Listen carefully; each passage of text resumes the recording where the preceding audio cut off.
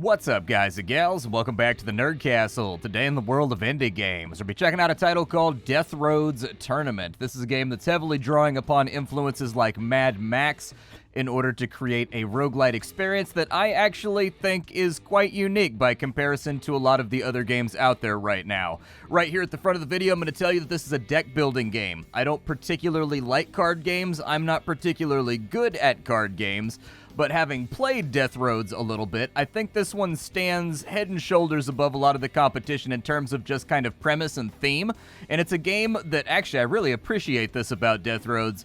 It's a game that's not even remotely trying to be Slay the Spire, which I think is a major flaw in the current indie world with deck building games. Is like they all want to be Slay the Spire, even though Slay the Spire already exists, and Slay the Spire is already doing Slay the Spire better than you can possibly do Slay the Spire. Death Roads is completely and totally its own thing, and I'll do my best to explain the game as we move forward and as we check it out to see if it's the kind of game that you wanted to get for yourself. As of right now, the game is available for purchase for about $14. It's in early access, so all the content is not in here. However, given the fact that the version number is 0.7, I'm guessing this is not going to be a super long early access. It seems like it may not be in early access that long, although I don't know what their roadmap looks like, but the link is available for you down below in the description just in case you wanted to try this game out for yourself. If you, like me, being a kid growing up in the late 80s and 90s, thought that Mad Max and Road Warrior were like the coolest thing on earth and watched it every single time it was on TNT or any of those other TV stations, this may be the game for you. So let's go ahead and dive on in. Let's check out the game. Let's find a rig that can haul that tanker, and let's have a good time. We'll do a new run, and as of right now, I haven't actually unlocked very much, unfortunately. This game had a demo that I played about a year ago, and the demo had more stuff unlocked than the basic game does. So for the moment, all we can really do is play Zed the Dude Murdoch. He's got a couple of different abilities that are linked into his driver deck. He's also got a starting gadget, which is basically a relic like you would find in the Binding of Isaac or in something like Slay the Spire. So at the beginning of every fight, we get 10 block, which mitigates damage. And then this is the skid deck down here. We'll kind of talk about what all the skid marks mean on our UI. In general, skid marks on a UI tend to be something that make people not want to interact with it very much, but I got a whole bunch of Clorox and some wet wipes, so I think we're going to be okay. On top of picking your driver, you're also going to pick your car. Right now, we have the Buck Continental. It's got a couple of double-barreled shotguns on top. It's got machine guns on the front. It's got a machine gun on the back. There's a whole lot of rounds per minute going through this vehicle. In my experience, this guy tends to struggle a little bit when the enemy is behind you, but he tends to be an absolute hellraiser when the enemy is in front of you. Mobility can be an issue with the Buck Continental. It's really meant to stand its ground, but after some modifications, you can get some of that mobility back if you really want to. My general experience with this vehicle has been that if this vehicle needs to make big changes on the overall battlefield, like it needs to change positions wildly, it's gonna struggle a little bit. It's pretty good at moving forward, not so much at like moving backwards or left and right. The good news is, every single car in this game has its own parts. So you get your cards down here from the parts that you have equipped, and so different engines and different wheels, different chassis, different guns will give you different abilities, so you can fix a lot of the things that are wrong. In addition, you no doubt noticed that this game is planning to have a FTL-style system where all of the vehicles in it are going to have alternate layouts that you're going to be able to unlock, just like Faster Than Light. So just like that game, there's going to be 3 or 4 different versions of the Buck Continental, just like there was 2 or 3 different versions of the Kestrel. The only other car that I've unlocked is this Dyson A2000, which has kind of like a Challenger or like a Charger look to it. Haven't played it too much yet. But it's got a laser cannon on the back, it's got no top-mounted weapon, and it looks like it starts out with some kind of mortar over here. Yeah, so it's got like a missile shower, basically. I mean, missiles do sound like a lot of fun. Let's give this vehicle a go. I think I'm down for this experience right here. On the overworld map, we can start out from the left-hand side. The goal of the game is to cannonball across the country while fighting other road raiders, and the last man standing, the one that lives and makes it through the goalpost first, is the winner. We can start out anywhere from down in Mexico to up in Washington. I'm gonna start out in Mexico, though, because, like, dude, I have, like, this craving for carne and sujugo, and I feel like I could get down on that. So let's go ahead. Some nachos norteños, dude. Like, just anything, really. Let's go ahead and dive on in. So there's the other racers. I think you unlock them when you fight them and defeat them, but I don't know that for certain. There is a wireframe-style grid that you're going to be traveling along. Skulls are a fight. Question marks are events where you make some choices and things happen.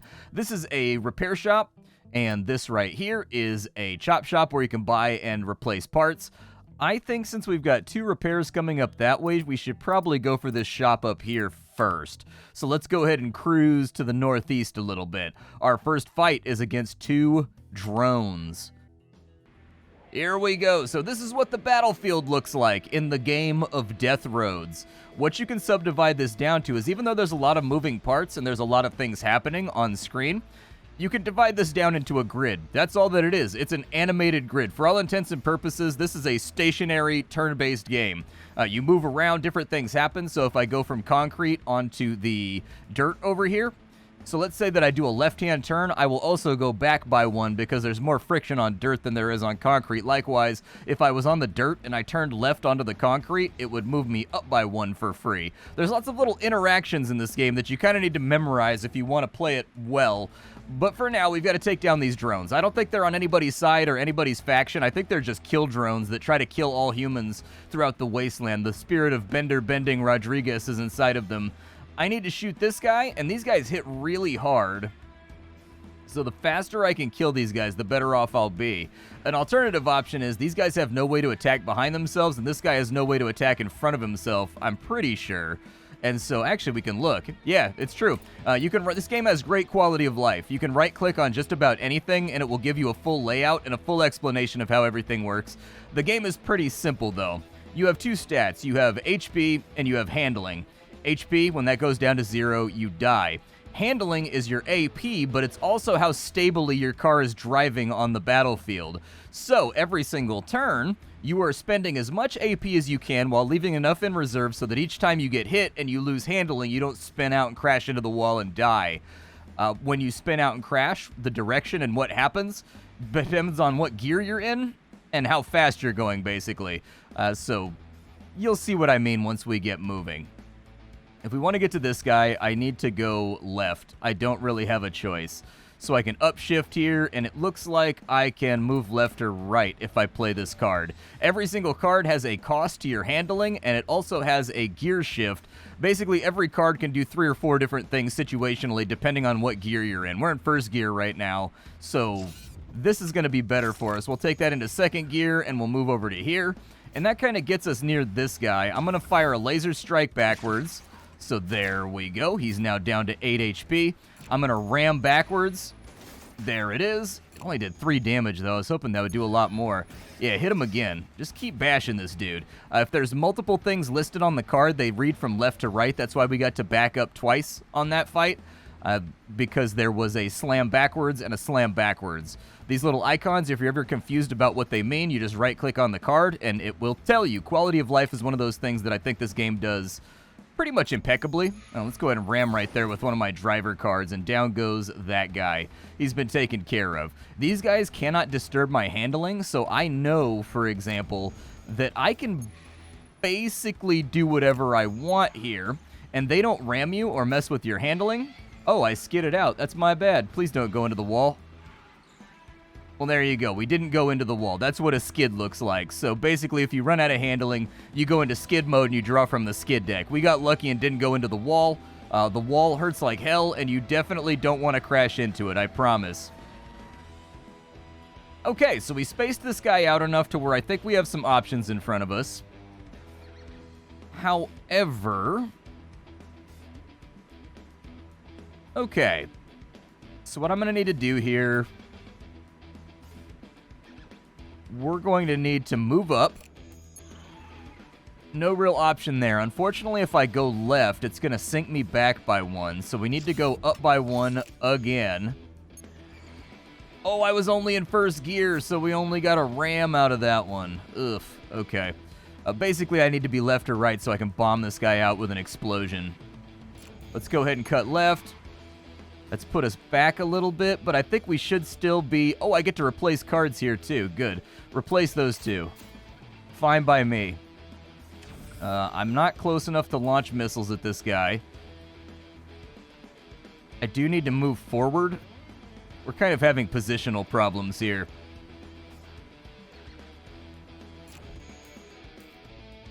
Let's take ourselves further out to the left to force him to kind of move a bit. Like, basically, I'm forcing him to chase me around so that I don't take a bunch of damage here. Okay, he's trying to line up the shot right here. And hopefully, I get enough that lets me advance. He fired off a shot. Unfortunately, we did take a hit right there. Damage in this game is incredibly difficult to heal. You don't get to heal very often, and when you do get to heal, it's super expensive. Those are just the things to keep in mind. I think if I cut left... What gear am I in? I'm in second gear. Let's go up third gear. We'll go to the right. And then I need to fire some missiles. There's our missiles. Did a nice little chunk of damage right there. And then what I'd like to do, if I can, is move up and ram this guy or get in front of him. But I don't know if that's going to be super plausible. Do I have anything that advances me forward? I do. However, it's going to run us a little bit low on handling, but I kind of need to outrun this guy. He doesn't ram or anything, so I'm going to keep kind of scooching forward and seeing what I can do here. And let's just call it a day. I think we're going to take a little bit more damage, though. I'm trying to, like, avoid taking damage as much as possible. Oh, look at that. He can ram me. Huh. I had no idea these little drones could ram. I learned a thing today. Interesting. All right, well, let's cut to the left. And we need to handle this guy. We have no choice. So I think I can go forward right here. And then I only have like a right-hand turn. This is really irritating, actually. I do have an alternator, which lets me replace some cards. Get rid of the right-hand turn. And get rid of... Actually, everything else I think is fine. I just need a left-hand turn. So if the game could fit me up with a left-hand turn, that would be great. There's a left-hand turn right there. Let's go ahead and left-hand turn, get a little ram off right there. He is in a skid. That's really unfortunate. Hopefully he comes back over here. Oh, never mind. He crashed into the wall. We're good to go. His skid deck draw was terrible. And so now he's a skid mark on the side of the median. We got a little bit of scrap right there, which is good. We are going to need to get something mounted on the top of our craft, though, because we are lacking at the moment when it comes to things we can do to the front of us. So I think this shotgun right here is going to be the best choice. These cards are a little bit small in this preview. I would recommend they make this part of the UI a little bit bigger, just because you can see the graphic right there is becoming scrunched with the pixels, and once you get down to this little tiny size right here, you can barely see what you're doing without mousing over. You can save the player a mouse over if you just kind of expand the size of this a little bit and zoom in on that a little bit further so that it's not quite so small. The blurring of the pixels is the part that concerns me, but, you know, you can mouse over the rest of it. Let's take the shotgun. I believe that this is mounted on the top of our craft, so that gives us a few more attacks to play around with. It will hurt our mobility a little tiny bit because now we have less of a chance to draw mobility cards, but it should be cool. All right, so that guy's out in front of me.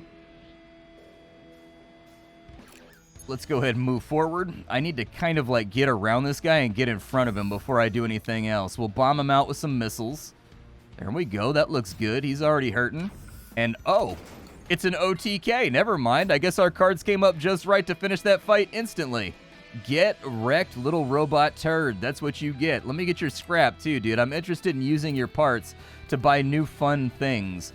It looks like we can actually swap out our shotguns, if we wanted to do so, with a rusty Highlander woodcutter buzzsaw. This allows us to strike to the left and the right, and it's also got a modifier on it that I think lowers the enemy's defense and makes them hurt a lot more. This right here has Stereo Blast. What does Rumble do?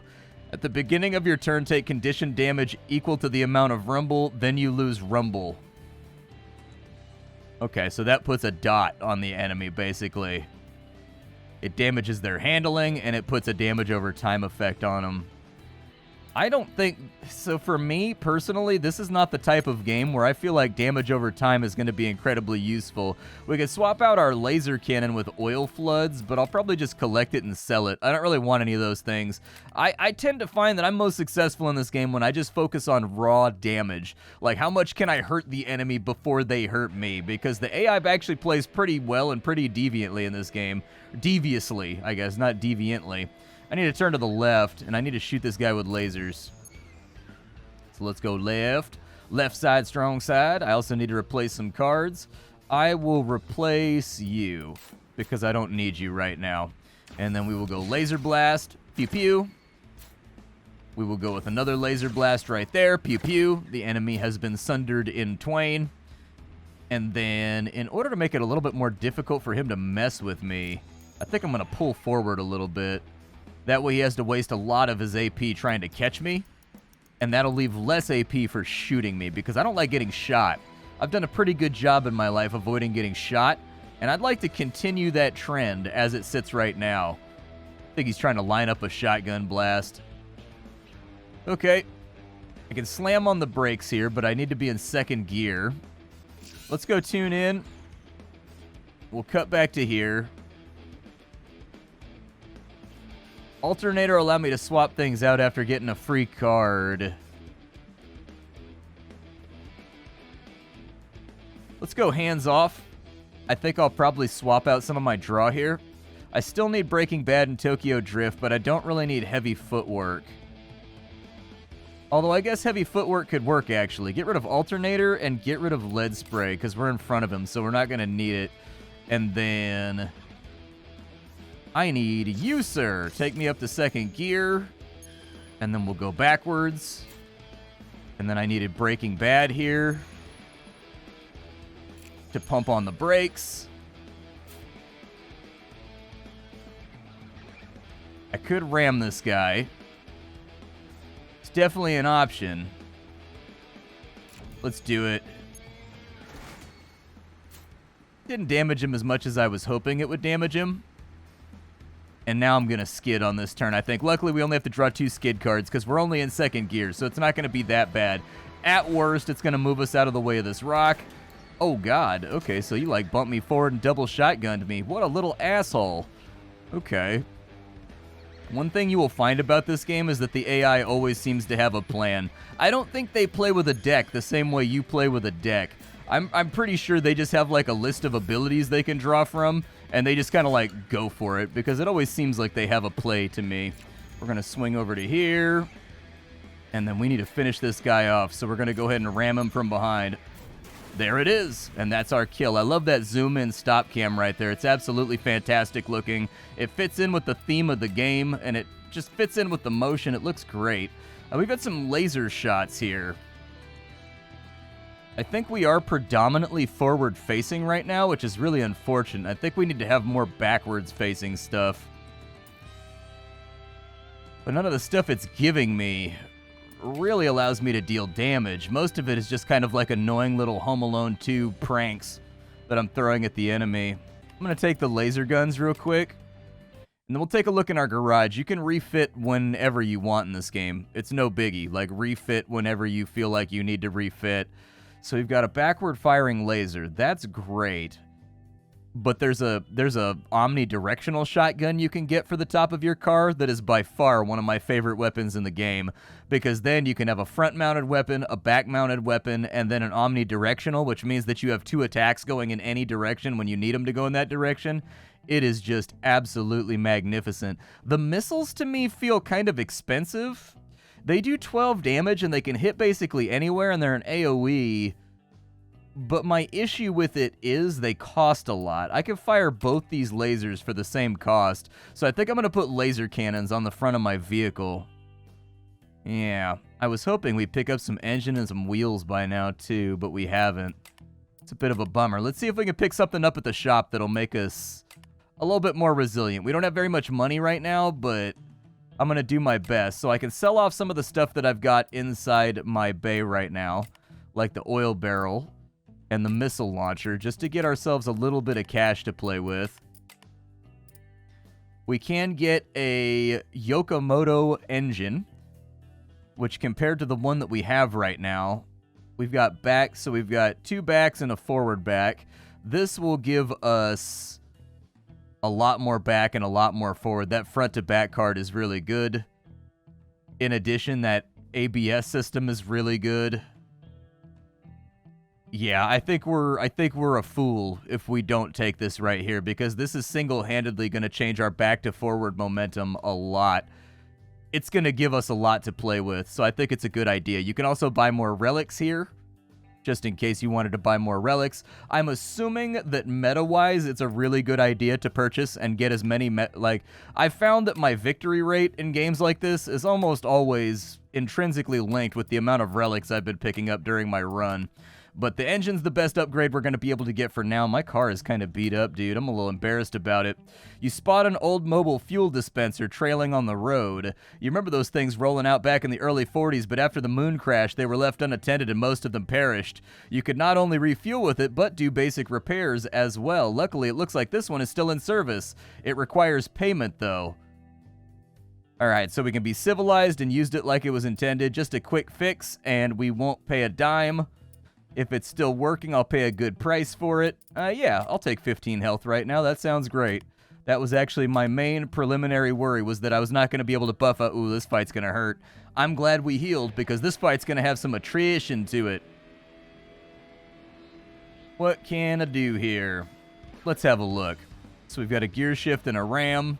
We've got a left turn. I am going to need a left turn, so I'll think about that in a second. We've got 2 left turns and a laser trail. Okay.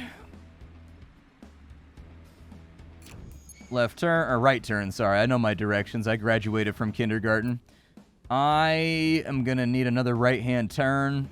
I don't necessarily need heavy footwork right now. Actually, I may. No, I don't. Never mind. I have automatic gear over here, although automatic gear is more expensive. We'll swap out automatic gear and take something else.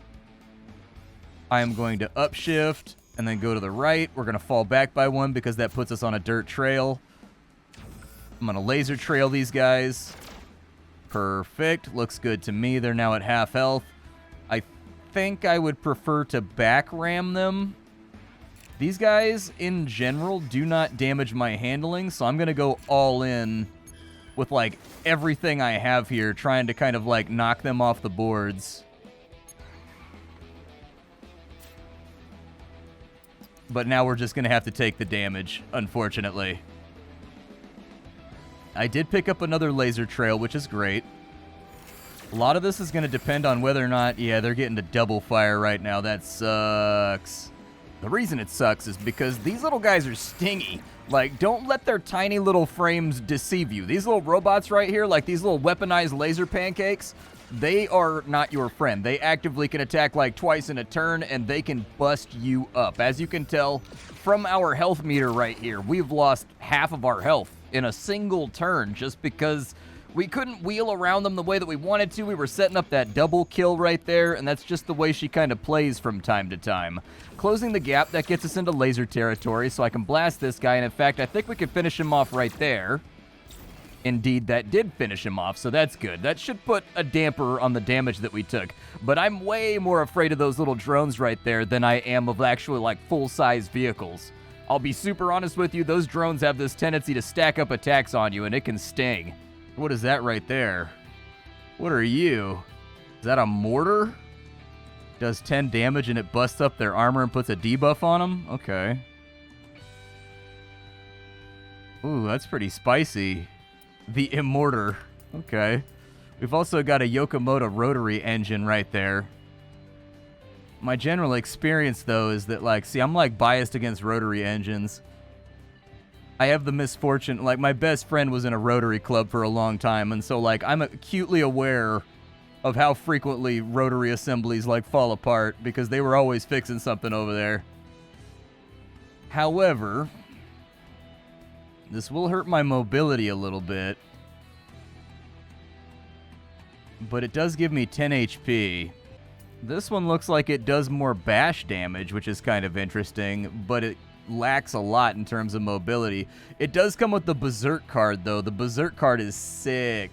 Like the Berserk card, if you're in high gear, it allows you to ram people like 1,000,000 times in a row with a damage modifier that's like a +3 or +4. So you can like OTK people with that Berserk card. It's pretty raw. Then again, you're going to be super unable to move forwards and backwards. So that's kind of like the downside. I'll take that engine right there. I wish it didn't have that anticipation card. I wish it just had these three. I'm going to collect it, but I'm not going to equip it. I haven't played around with my current mobility enough to feel solid about my decision making. So every time you go to a city, you can make a decision to gather scrap or to go repair your vehicle. I'm going to gather scrap this time around because we still haven't picked up any tires, and we still haven't picked up some things that I would prefer to have. Pretty sure we have a double repair station anyways, so we'll probably be all right. But we're kind of coming up towards the end of our time here on the internet. This right here is a super sick game. Death Road, I like it. I think this is a great idea. I think there's some obvious balancing that needs to be done from what I've played so far. Like, there's definitely things that need to be fiddled with and, like, adjusted. But that having been said, the current early access seems to have a lot of characters in it, seems to have a lot of variety in it, seems to have some meta progression in it, and it's a unique, fresh take on a turn-based deck builder that I don't think that I've seen before in all of indie gaming. And for that reason alone, it deserves to kind of be applauded, because there's just no end to sort of the eye rolling that I have to do every time I get sent a Slay the Spire game that is quite literally Slay the Spire, but with the tiniest of twists. And I'm like, I'm not really interested in this. I've already played Slay the Spire. I don't want to play, if I want to play Slay the Spire, I'll go play Slay the Spire, all right? The tiny twist does not justify the existence of this game. This game right here is an actual thing that has its own premise and has its own ideas. It's got very good quality of life, just an incredibly well tool-tipped game that I think deserves to be applauded for being so well tool-tipped. There's a lot of games out there that do not go out of their way at all to tell the player what modifiers do or what various cards do. This is not that game. This game does a fantastic job at getting that information across, and it does it better than a lot of games that I've played. We're going to fall back to here because I want him to waste all his time moving. I'm going to ram nothing behind me because that's just what I do, because I'm a nut job in the wasteland. We've got double shotguns and a laser right there. We're in a really good position to punish this guy. There you go. Even up with me a little bit. Even up with me a little bit. I want to finish this turn first before I do anything else. I would like... So I want to laser him. Tokyo Drift's going to force me to move out of the way, though. So here's what I'm going to do. We're going to move up to here. We're going to cut right. We're going to laser blast him from right there. Remember, he has a buzzsaw, and the buzzsaw only strikes to the sides. I do love that in this game you can visually identify what abilities the enemy has just based on their chassis and what weapons are mounted on it, and that allows you to figure out like what is the best angle of attack I can hit this guy from without getting absolutely smattered all over a wall. We're going to go over to here.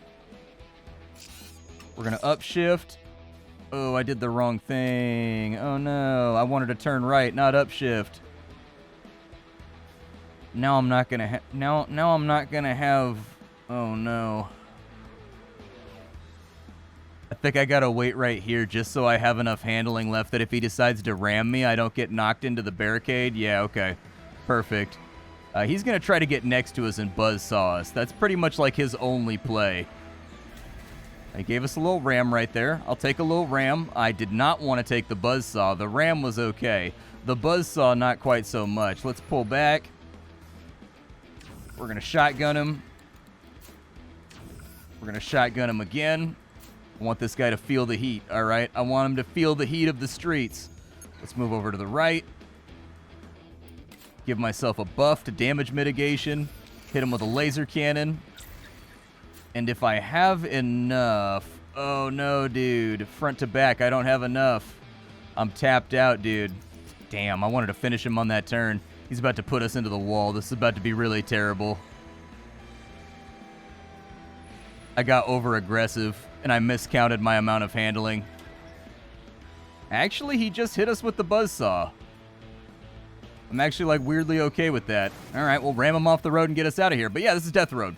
This is a fantastic game. I don't really have too many complaints about it. It's in early access. The only complaints I have are kind of like balance related sometimes, and it's not even like huge balance related things. It's just like little things here and there, and I assume that those will probably get taken care of as time goes on. Is that just a big box full of grenades? Oh, but those wheels give me plus 25 HP. Oh, they're so good. But I do actually like the wheel locks that I have right now. I'm going to take the grenades, dude. I don't know if I'm going to use the grenades, but I'm going to take the grenades. Because it's a big box full of grenades. What's not to love about that? It looks like it AoEs the 4 things behind me. And it looks like it mounts center. So we will be kind of strong on backwards fighting. And kind of weak on forwards fighting if we equip this.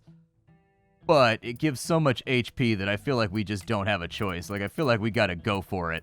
Yeah, check it out, Death Road. It's available right now, the early access. My name is Splattercat. I sift through the pile to find what's worthwhile in the world of indie games every single day so you don't have to.